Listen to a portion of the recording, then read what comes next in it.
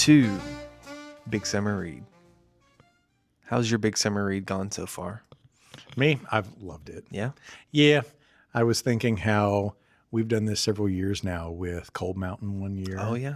And then we were doing The Stand last year. You Yeah. remember that? And I was thinking about, I was doing something in the garage and I was like, wait a minute. This time last year we were talking about The Stand. I wonder what Larry Underwood is doing today. Is he in Vegas, or is he on the road to Vegas right now? Are the spies doing this right now? And I was like, ooh, I kind of wonder. I need to go back to my book. So the Big Summer Read's always good. Yeah. And this year it's Lord of the Rings. And you really get a chance to stay in that universe, because the things that we've talked about with this as we are today is you have all the films by Peter Jackson. Mm-hmm. And then you and I have agreed we're going to take LSD and what? No, I'm just kidding. That's a joke out there. That was a joke. But yeah, The Two Towers is my favorite of the three films. What about for you? Yeah. Mm-hmm. I am going to enjoy Return of the King, but I enjoy it much less so than Two Towers. Yeah. I think that, I don't know, we talked about this, I think, either in the last episode or in the last time we talked about one of the movies, but I feel like that in these movie trilogies, the story, like you've been introduced to the story, almost like that exposition, and now you're in the rising action, and I just enjoy that so much more. You know what it's leading to in a sense, but you really see a lot of like plot development and character development. It's kind of like for me with Star Wars, the original trilogy, you like the middle one the best because that's kind of where we get to see Luke on his own. He's going to Yoda. He's going to go try to beat his dad. In both of those cases, it's the darker one too. It is, yeah. Yeah. Because George Lucas said it himself, like the basic 3-act structure is Act 1, you present all the characters. Act 2, you throw them into a pit they can't possibly get out of. And Act 3, they get out of the pit. Oh. And so here's the same thing, that we're on the border of Mordor, looking into shadow, looking into this creeping doom. And it's just, it's a horrible thing to imagine people who have to live like this, where they're standing at the last vestige of goodness from an old world. Things used to be so much better. We used to be better people. And here we are on the border looking at this creeping onset of shadow, that the future is just going to be dark and getting darker if we can't stop it somehow. The sky's getting dark. And it feels like there's this creeping hopelessness just coming out of Mordor. Well, that's kind of something that always pops up in the book is they talk about that feeling of dread. And that's kind of what you're talking about, is that feeling of dread. Evil is ascendant at this part in the book, and Sauron's plans are increasing. His armies are increasing. Here we're on the border of attacking Mordor, and it's not just the physical shadow that's progressing out of Mordor and over Osgiliath and into the Pelennor fields. It's radiating everywhere. Rivendell is going to eventually be conquered if we can't do this. And one day, even darkness might come to the Shire if we can't stop this. We're all feeling anxiety. We're all feeling trepidation. We don't trust people anymore. There's so many strangers. We've seen problems here and there, monsters here and there. It's just, we're living in some really dark times right now. So one of the biggest differences between the movie and the book is that it kind of goes back and forth between the two stories. You've got the parallel storylines of Frodo and Sam and Gollum, and then you've got, I guess, almost like, do you feel like that's more of like the remainder of the Fellowship with Legolas, Aragorn, and Gimli? Right. I feel like that it is, don't you? It is. Like the remnants of the Fellowship is... Yeah. Because they are, I guess, the different races of Middle Earth, and they're still bound together, even though the two hobbits have left. But they are chasing the other two hobbits. So yeah, that is the remnants of the Fellowship. So that goes back and forth. And the book is basically divided into two. Which style did you prefer? What do you mean? Which style? Did you like the back and forth?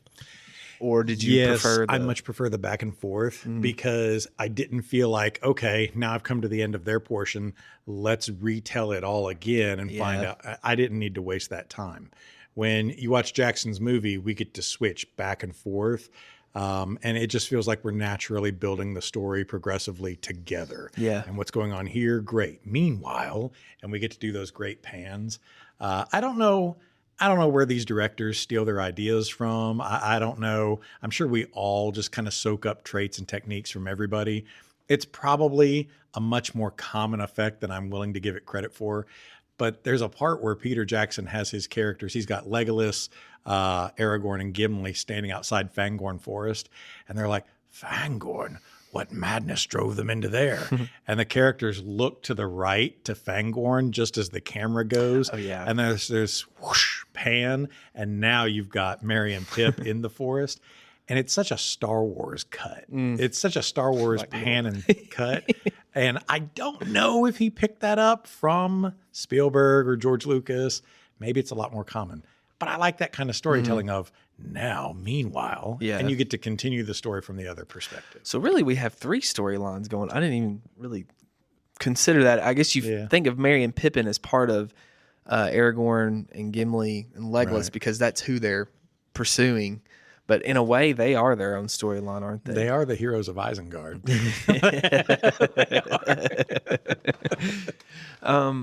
I like, you were talking about The Stand we read last year. That was something that I did like about that, is that Stephen King kind of does do a back and forth, and I do like how he would kind of be like, and you know, Harold did this, blah blah blah, and meanwhile Larry Underwood was leaving New York, and like we'd already read that, and you're kind of like, okay, I like that. Yeah. So yeah, I did like that better, and I think one time Tolkien does that in the second part of the book.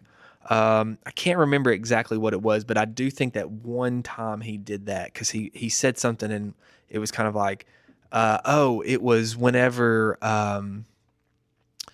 the Nazgul flies over to go to Isengard, yeah, he talks about that, and also too when Minas Morgul opens up, they're going to Helm's Deep. That's so right. And he kind of mentions that too. So there are a few moments like that, but yeah.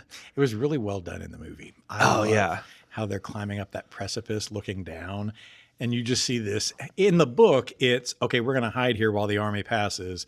They're gone. Now let's go up. But in the movie, it's just almost this more than vertical, like you're almost inverted as you're climbing upward. Golly, as somebody, heights wig me out a little bit too. And so here they are looking downward at this endless army that just keeps spewing out of Minas Morgul. And they got the green thing that shoots up. I don't know. I just really enjoyed the movie. Obviously, too, the Helm's Deep scene is like this huge set piece for this film. And it's a big part of the book as well, but I do feel like that the movie is more centered around the Helm's Deep aspect as compared to the book. It's such an opportunity for storytelling and character development that the book doesn't capitalize upon, because we get to see in the movie so much about the march from Edoras to Helm's Deep, and so you get to see the interactions.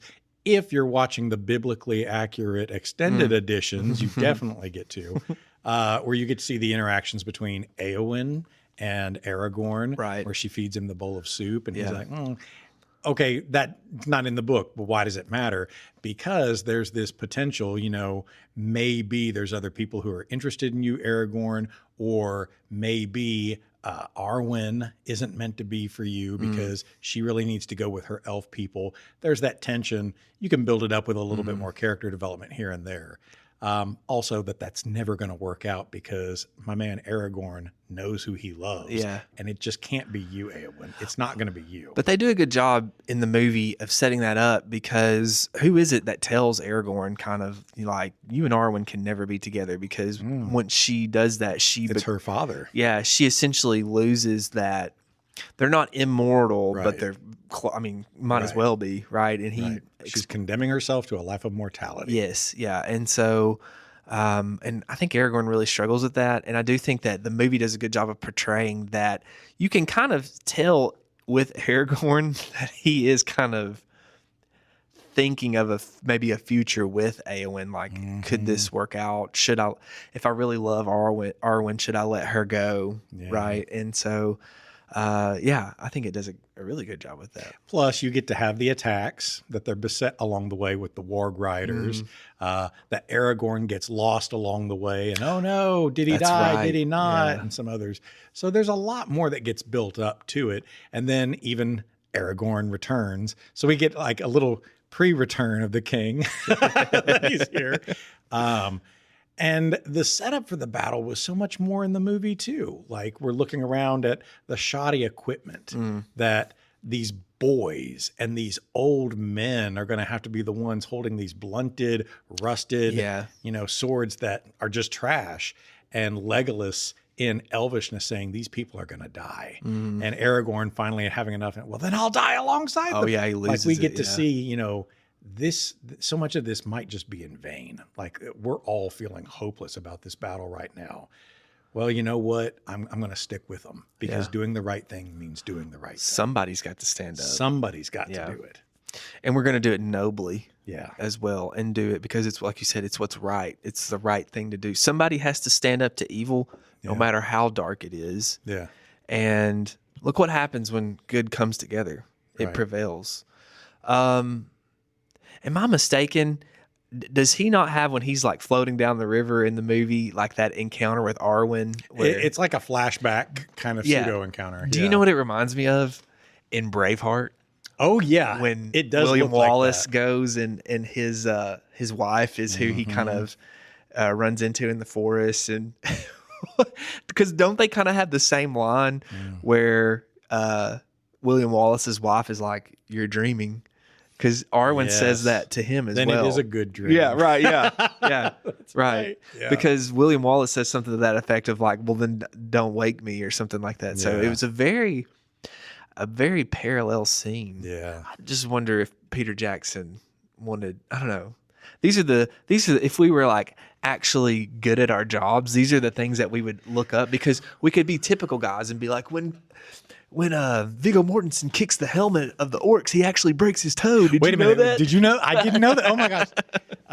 But I mean, you would need to get Peter Jackson to sit down and let's talk about that for a bit. Because how much of this stuff, like how many of these tiny details are in writing out there anywhere?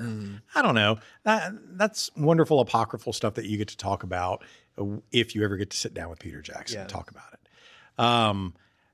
But yeah, Arwen doesn't really get a presence in the books. Like in book 1 and 2, she doesn't really get a presence in the books. She's not at the Battle of Helm's Deep, right? She's not. And really, the elves are not at the Battle of Helm's Deep. Not in the book. But they make them in the movie as, they've showed up. At least this group, this contingent of elves is. And Peter Jackson had originally filmed for Arwen to be at the Battle of Helm's Deep. And so, I mean, everybody, if we're talking about Viggo breaking his toe while kicking the helmet, you can always spot, there's a scene of Liv Tyler where they're escaping into the walls of Helm's Deep where the curtain's been breached. They're escaping. You'll see one of the people fleeing up the steps is wearing a red robe, and that's Liv Tyler. Okay, I didn't know that. She was there filming it, and they decided, cut Arwen from this. Which I think is good. I agree. Yeah. I don't know. The movie, though, provides you a lot of opportunities for character development, especially the Arwen Aragorn development that the books didn't give us. Yeah. Real quick, sticking with the William Wallace Aragorn scene, the Braveheart comparison, I do wonder if maybe like Jackson used that as because William Wallace is this redeemer. He's this leader, like we were talking about, in the face of darkness and hope, no hope. I wonder if he did that to kind of put you in the mindset of maybe linking these two characters, if you caught that. Maybe. I mean, Braveheart, which is not a historically accurate movie, we know, is still, I mean, it was a 1995 movie. So we're talking close. And they started filming these movies. They filmed them all at the same time. Yeah. So they started filming these not too long after I think in 99. So, I mean, certainly that's in his consciousness. Yeah, I think so. Yeah. And you've got the big war and battles coming up. Oh, yeah. William Wallace gets the rejuvenation from his wife of why he's doing what he's doing. And so maybe there was some... Structurally, they are kind of similar in that way. What do you think about Braveheart? I mean, I love Braveheart. I love watching it. How do you not love watching it? And it's another one of those movies that if I pass through and it's on, I'm going to stop and watch it every single time. Yeah. I had so Calvin Dickinson taught at Tennessee Tech, and he would show us clips from Braveheart in class. He made sure to point out, this is not historically, but he would show them because of the battle scenes. And I always loved who did direct that. Mel Gibson. He did do the directing of it. That's right. That whenever they are in the middle of a battle scene, it will do these camera zoom ins on people. So like Longshanks will be sitting there on his horse, and as the tension's increasing, it's zooming in on his face, cut to the battle, zoom in, cut to the battle, zoom in. And you get these great moments of tension increasing. Everything's on the line. I love that. All men die. Not every man really lives. You've got Brendan Gleeson as Hamish in it. You got what's his name? Brian Cox. Yeah, plays Brian his Cox. His uncle Argyle. Oh yeah. What does he say? Was it a good benediction? I love that line where he goes to pick up William Wallace after his dad's been killed, and they're listening to the bagpipes, and he was like, "What does he say?" Oh, he goes, "Outlaw tunes played on the outlaw pipes." I was like, "Oh man." We're in it now. Like we're in it now, baby. Man. Yeah. That was one of those movies when I was a teenager that I told you we would carry around Anchorman. I would carry Braveheart with me, which it never really got voted in because it's so freaking long. But yeah. And when he comes in on the horse and he's got the ball and chain and whack, and then he jumps out the traitorous window. Thanes. Yeah. But anyways, the Two Towers, right? Is there a book we can read about William Wallace so we could probably probably. I was trying to look up and see if there was any crossover in the actors, but I don't guess so. Yeah. Well, I guess with it being in New Zealand and that one being shot in Scotland, I mean, you can tell that's in Scotland. So, the battle at Helm's Deep is one of the more iconic moments in all three of the movies. But I'll tell you, man, one of my favorite parts that gets me fired up is when it starts to rain. Oh yeah. And Theoden's like, and so it begins. Yeah. I can remember. This is gonna sound so lame, but it would always get my guys fired up. We would know it was going to rain before a soccer game, and it would start raining on us in pregame, and I'd be like, and so it begins. And I promise, I don't think I lost a game in the rain. And I don't know if it's because I said that before, but it was, I don't know. But no, that scene is iconic, but also the lore behind it. As we know, you were talking about the elves. You know, that's, people always want to point out that the elves were not in the book, and they weren't. And if you do watch the extended cut, the Ents do show up with their herd of trees, and you get the scene where you can see like the limbs shaking, and you can hear the orcs screaming and stuff like that. But I personally prefer the elves to show up. What about you? Yeah. Why do you like it though? I think I like it because you get that sense of unity in it, you know, because we are meant to, in a way, to think that the elves are like the all-knowing, all-good type of people, I guess, in this situation. But it's kind of like they talk about in the book. Why do we go get advice from the elves? Because they don't give it, you know, and they kind of say, well, just whatever you want to do, basically.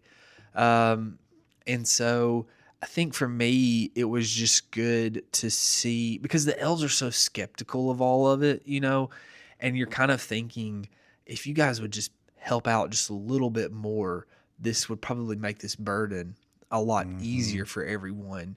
And it would give that hope that maybe if we had the elves really behind us, we could push it. Because the elves are behind it, but they're not. Would you agree? Oh, yeah. Especially in the book. Like, the elves are behind it, and they want to see the mission succeed. But they don't really want to, like, offer help other than rest. Like, we'll give you rest, but let's get this thing on out of here. Well, the elves are already on their way and they're out. leaving. They're already they're on their bailing way out already. And from what I see in the Book of the Hobbit, the Book of Fellowship, like the elves are really withdrawn. They're isolationist. We're just going to stay here in our woods. The outside world can take care of itself right now. They're going to be a big letdown anyway. Whatever. It's craziness. Just stay here and focus on ourselves. They don't like you interrupting their turf, especially if you're a dwarf. They're going to blindfold you. We could smell you a mile away. In The Hobbit, whenever the dwarves in the Hobbit show up, the wood elves are almost like these wildlings that are there because they keep to themselves. They don't want these little people in here. And it's these dwarves. And when you go watch the expanded movies of The Hobbit, there's such enmity between elf and dwarf. I think that kind of attitude from Tolkien picks up in D&D and things, where elves and dwarves always kind of have this enmity. One's fair, one's more gritty, one's tall, one's short, that they're these foils for one another.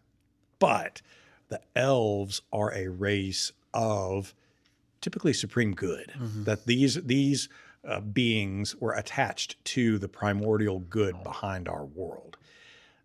But they're on their way out right now. Right. And I like that, especially in book 2 and movie 2, we're all feeling that spread of shadow, that anxiety, that mounting trepidation about all the fear and awful things that are coming our way. If you have the elves show up at Helm's Deep with their whatever, it's kind of like, we haven't forgotten you. Yes. We're going to be here. And I know that we're not going to survive this. But what am I supposed to do? Am I supposed to vote for Mordor? Is that what I was supposed to do? Am I supposed to just vote be like for Isengard or vote for Mordor? Oh, right. It's a 2-party system. You have to pick one. Like, what am I supposed to do? Just hightail it and say, I don't know, dude, clean up your own mess, deal with it. Like, if you care about people, then you got to show up and be there for them. It also connects to a text that Tolkien was absolutely connected to, the Epic of Beowulf. There's an idea of reciprocity that goes on in our human culture as well, that whatever happens to my neighbor is ultimately going to happen to me.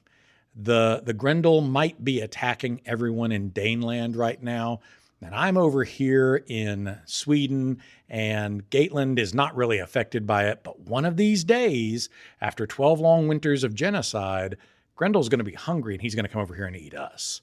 Well, one of these days, the shadow of Mordor is not just going to stop at Helm's Deep. It's going to reach Fangorn. It's going to reach Rivendell. It's going to reach beyond that's that. Good. If you don't help out now, A, bad things are going to continue to happen when good people don't do anything to stop them. But also B, who's going to be there to help you when the orc armies show up at Rivendell?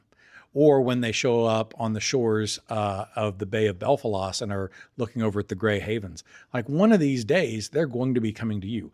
Are you just going to be the guys who ran away from it? Is that what we're going to remember you for, Elrond? You're the runaway king, Thranduil? Like, is that what we're going to remember the elves for? If you're good, you have to be opposed to evil. Mm-hmm. And there's a lot of gray and nuance in the universe, I admit. But as somebody who loves abolition of man, there are some fundamental things that are good and fundamental things that are wrong. Yeah. And if you're going to say I'm on the side of good, you can't just stand by when there's genocide, rape, atrocity, murder. You can't do that. Do you know what I think too? And maybe I'm looking at this in a backwards way because our lives are so short, but I also think about the sacrifice that these elves are making because they do have such long lives. Yeah. And you're throwing this away in a sense because I'm going to go help the men. Yeah. You know, and that's something that I always think about as well, is that sacrifice, because it's, in one hand, you don't blame them for them to look around and be like, crap, we got to get out of here, you know, but also at the same time, they do what's right and they step up for what's good. And I just like that there's unity there.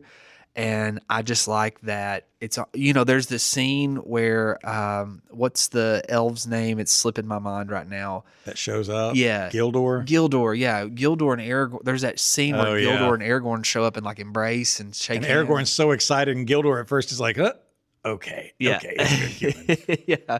So I think that there's that scene of, you know, the friendship coming through and good friends reuniting and remembering that there was a bond between us and that there still is a bond between us. And maybe that bond was spoiled by your heir, right? Isildur. Maybe Isildur spoiled that bond, and maybe we've been a little hoity-toity about it all, and we've held our noses up and turned our backs from each other too. But we have the power to heal that bond. We have the power to bring that back together. We don't have to be like those before us. Right. You're going to look at your dog, Ralph, differently today. When you think elves may not be immortal, but from the human standpoint, they are. Yeah. And that's kind of like our dogs, that I know my dog is not immortal and I'm not immortal. But from my dog's perspective, Jason Crockett lives forever. His entire life, I've gone unchanged. Yeah. But while his day-to-day may not be everything to me, my day-to-day is everything to him. And when I'm gone for 7 hours and come back home, no wonder he's excited to see me, because that's like not seeing your family for 2 weeks. And it's like, oh my gosh, you're back. I'm so glad to see you. Yeah. Now imagine Ralph and a bunch of your other dogs are suddenly being beset by wolves. You want to not let Ralph get torn apart. So you want to be there for Ralph.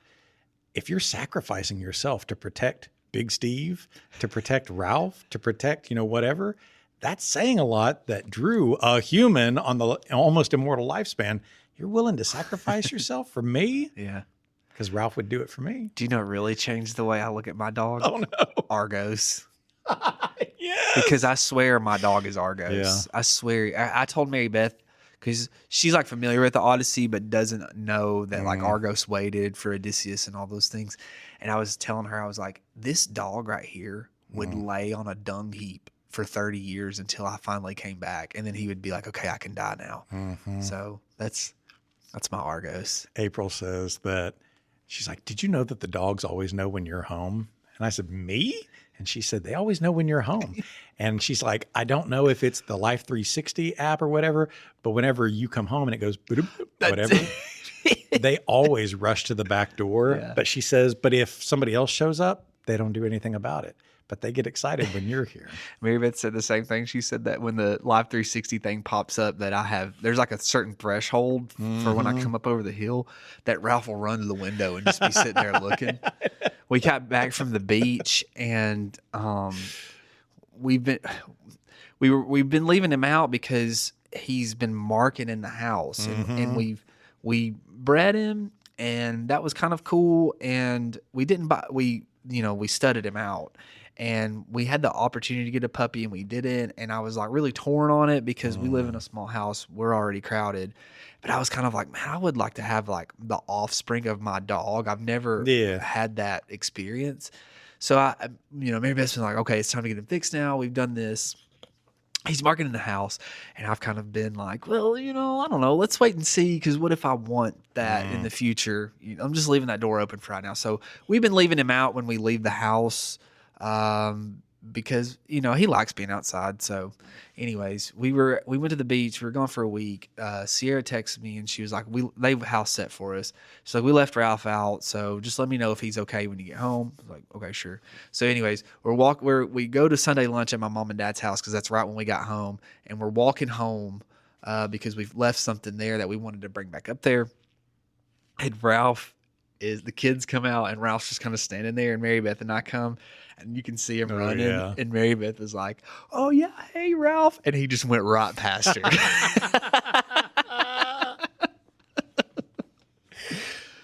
Oh, anyways, Helm's Deep takes place.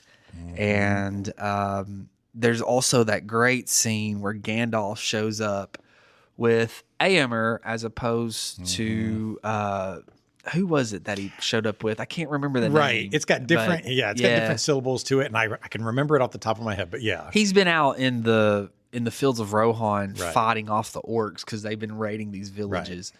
Right. But in the movie, Éomer is basically exiled from Medjugorje, and via Wormtongue / Sauron. And there's that reunification of everybody's coming back together. All the good is coming back together at Helm's Deep, and that's what ultimately prevails. Yeah, You also have the part where Frodo and Sam, the fat hobbit, are on their journey with Yes. Gollum Yep. / Smeagol. And Smeagol gets so upset about, how dare you cook those conies? How dare you ruin it, right? It also in the movie gives you a chance, though, to see they're intersecting with all the other affairs that are going on in the Yeah. world, like this coming in army of Haradrim, these Mhm. men from the east. And they're evil human beings. They're human beings that have submitted to to Sauron. And it's just another neat, but also kind of awful parallel to think, here are these people that people are people, but you can have people who stand for good and people who are all too willing to capitulate to evil. Something in their culture, something in their attitude has already, I don't want to say predestined, but like made it so that, yes, we're on the side of Sauron. That fits with our views. We're going to capitulate to that. And you get to see the Oliphants come through. Oh yeah. Well, that's even what you're talking about though, is like the men of Rohan who side with Saruman, Yeah. just maybe like one little thing for them is what so easily turned them to evil. Yeah. And they didn't have to be foreigners that were on the side of Sauron. You've got these wild men who feel dispossessed in Rohan that did the same thing. It's just weird to look and think it could be people that you've never met before from a different culture. Yeah. But it also is the people in your own backyard. Yeah. People in your own state, people in your own neighborhood. Right. Well, and also too, like the men of Rohan, I'm sure. I don't know. It's not mentioned in the books. It's not mentioned in the movies. But I don't think that these men, their biggest problem in the book is mentioned is that Theoden's sire, when a war was over, that land of Rohan was gifted to him, and that, like you said, they were. I don't know if they were misplaced or not, but they didn't get the land that they thought that they should have gotten. Is basically what it boils down to. But they were still living there, Yeah. And all that we can tell by Rohan is it seems like it's a fair kingdom, a good kingdom, and fair. And so you didn't get your way, and so you're going to side with the bad guys. Well, all it takes is one powerful speaker to tell them, here's why you should hate them. Yes. Here's why you should hate them. Not me. I'm not the bad guy. But this guy, he's the one to Yeah. hate. The same thing happens in Macbeth. The same thing happens in 1984. The same thing happens over and over. Yeah. Also, you were talking about Sam and Frodo. We get another iconic moment of the trilogy is the Limbus bread. Yes. And and Sam just leaves. Well, he doesn't though, does he? He doesn't. That's right. If I knew nothing else and I'm just watching the movie, I hate Frodo. Oh, if I know yes. nothing else and I'm just watching the movie, I get to where I really dislike Frodo Baggins. I think Elijah Wood does a great job with him. And we had talked before about other people that have been, floated as potential Frodos. But no, when I look at him, Elijah Wood does great. Yeah. But Frodo Baggins by this point, don't even at me with, yeah, but he is so burdened by the ring and everything. I get it. But the whole, you're going to believe Smeagol, you're going to believe what other people say about Sam. This is your best friend. He's been there for you. Where is your judgment right now? And then later when he's in Osgiliath with Faramir and you hear the Nazgul coming and there's that zoom in on Frodo who's just standing there all, and he holds the ring up to it. And it's like, you just want to hit him. Like, what are you even doing right now? It would be really easy to hate Frodo if all you know is just the movie.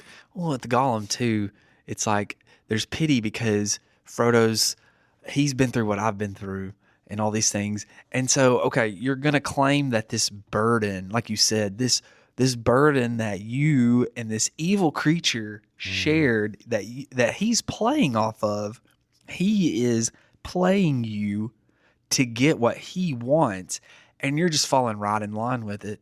Yeah. Gollum is he and I are one and the same. No, but you're not, right? I think that's the key thing is, sure, they both have had a similar experience, but Frodo is not tainted so far yet, is he? Frodo is not tainted so far yet.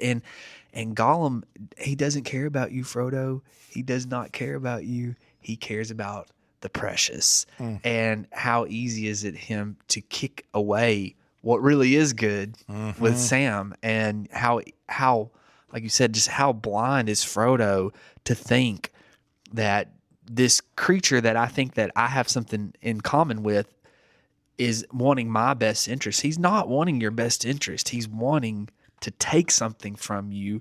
And now he's ripping your relationships apart, and you're still going to follow along with it. And where does he lead him? Straight to Shelob, straight to destruction is what he's leading you to, straight to your doom and your end. Are we still talking about the movie, or are we talking about metaphor? Because I feel like we keep dancing into that. No comment. I mean, symbolically.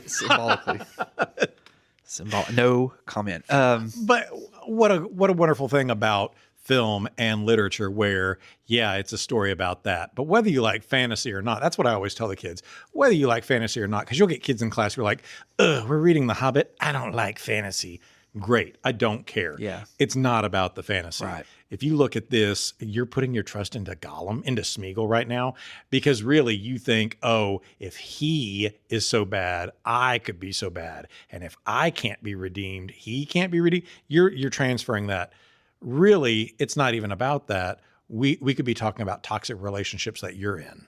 And why do you keep going back to that abusive boyfriend? Oh, because he says he'll be nice this time? Oh, because he says your friends are the ones that are... Since when do we believe that? Learning to be a good critical thinker, learning to trust these relationships, learning to evaluate your world. You hear people all the time say, high schools should be teaching media literacy. You know, we do. We do. Yeah. It's called English class. Yeah. I mean, we've been teaching these things since forever. You're evaluating character. You're evaluating language and word choices, not just because it's a cute book. Like, we should be evaluating our leaders, our pastors, our bosses, our wives, our husbands. We should be evaluating our children. We should be evaluating everybody in our relationships this way. If you don't, you're led to Shelob's lair. Right. Like, what are you doing out there, dude? Yeah. I do have a question. Okay. If you had to pick one part of the movie that you're like, why did he keep that? Or is there a part of the movie that you fast forward through? Oh, gosh. Well, we've not talked about the Ents, but I think you have to have Treebeard in there, in the Ent moot, which is different because in the movie, the Ents elect not to do anything.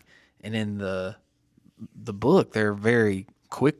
They say they're very hasty to make the decision to go to war with Isengard.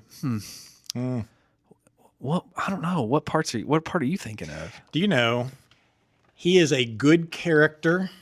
He is meritable. He is worthy. I have to stand by this guy. But I always want to fast forward through Faramir's parts where they have Frodo and Sam in captivity and he's like thinking that's kind of how it was in the book too. I know. Yeah. I just kind of want to, let's move ahead through that. But Faramir does make the decision to take him back to Denethor because he's trying. Yeah. He's wanting to show that. He's still trying to please Dad. Yeah. I saw a meme where Denethor was talking about dying. He's like, I don't want to die alone. And Faramir's like, well, what if you died next to your son? And he goes, but he's not here. Awful. Man, there's just so much that goes on because you've got the bog. I was literally just remembering about the bog. Yeah. And the bog body's there, and you've got the scene too. We talked about how they walked up to the Black Gate, and Sam slides down the hillside looking at the Oliphants, and there's so much happens. And then when you watch the extended version, you get to see them return to Isengard. They return to Isengard in the original cut, but you don't have, if I'm mistaken, you don't have the scene where Merry and Pippin are basically high. Right. In there. Well, hello there, sir. They get to funnily greet everybody coming in, and Gandalf scowl at them. But yeah. And then he talks to Saruman, and Wormtongue throws the Palantir down, but also we don't get the scene where Wormtongue kills Saruman in that extended cut. We get that, which is not spoiler alert to future episode, but that's not what happens right in the story. How did you? I know Christopher Lee was pissed about I that. know, yeah. How did you feel about that? I mean, it's been in my consciousness now for what, 20 years? Because the movie came out in what, 2002 or something like that. It's been in my consciousness for 20 years. So I don't know. It is what it is in the movies. But if I had to go back and remake them now, yeah, I would 100% be on Lee's side. Yeah. What are you doing cutting him? You're telling, like, there's this whole accountability at the end that, you know what, you have denied me this. I'm going to go out of my way to ruin you. Yeah. And I'm going to take away the only thing you love, which is your home. I'm taking away the Shire. Well, you think it's too messy to have the boys come back home and find everything the way it is? I don't know. I think that was kind of ham-fisted. Yeah. I didn't like that. It was just too, oh no, I'm going to kill you. Oh, I'm going to kill. No, I didn't like that. I wonder if for pacing's sake, though, they had to have it. Because, I mean, he does return to the Shire, and the Shire physically is the same. Yeah. But you can tell when you watch the movie that Frodo is not the same. And Right. I think that's something that he really focuses on, is that these four friends are not the same, and they never will be. Right. Well, we're about out of time. Yeah. We've got to go to a safety meeting. Would you rent this on Amazon? Would you buy this on Amazon, or would you find it for free? Oh, I'm buying it. Me too. 100% I'm buying it. Yeah. You buy I mean, the I want DVD? this. I want the DVDs as well. I want the extended cut DVDs because, you know, they could always take away your digital access to anything. That's true. Sauron could always take it away from you. So you want to have the hard copy. He and that Palantir. Oh God, it's always that. Would you buy the VHS? I was trying to remember, did I used to own the VHS? I think I did. I know I used to own the VHS of the Star Wars movies. So yeah, I would definitely have bought the VHS. But you're going to want the DVD. Heck, back then you were going to want the Blu-ray version, right? Yeah. You're gonna I've got the Blu-ray of it. Heck yeah. yes. Heck yeah, I do. All right. Well, we appreciate you guys following along and hope that you have had a good summer. Summer's not over. It feels like it is for us. We're back in the classroom. But it's not over yet, and we are continuing our journey to Mordor with the Return of the King, the book, and the film. And then hopefully we're going to watch the Rankin and Bass together. And sing all the songs. And I'm really wanting to do Ride of the Rohirrim. And I am maybe thinking of doing the Lego game with my kids. Oh, that'd be So fun. We'll see. Yeah. But thanks for listening. Who should we say thank you as? Who is? Oh, okay. I already know who I am. Okay. I already know who I am. Okay, you go. You want me to go for it? Yeah. You talk so much in your podcasts, you humans, hasty. An ant must always take his time. I like 2-hour podcasts because they're so to the point. But, you know, I must say thank you.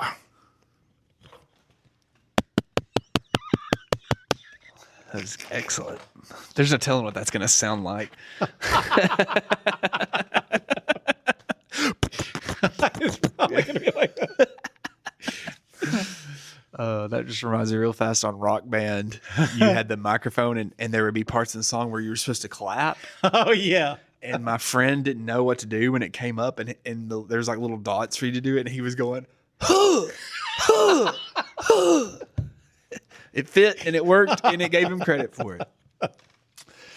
Who am I going to be? I don't even know who to do. Who is particular to Two Towers? Wait, hold on here. Let me get into my Theoden. Oh, there it is. It's got to be Theoden. You are not welcome here, Gandalf Greymane. Thank you for trying. How was that? But now you got to wake up. What? Where is Hollis? I almost slipped into a James Sievers voice for my Theoden. Is James Sievers Jr. Theoden? Is he listening right now? Little Theoden. All right. Thanks, everybody.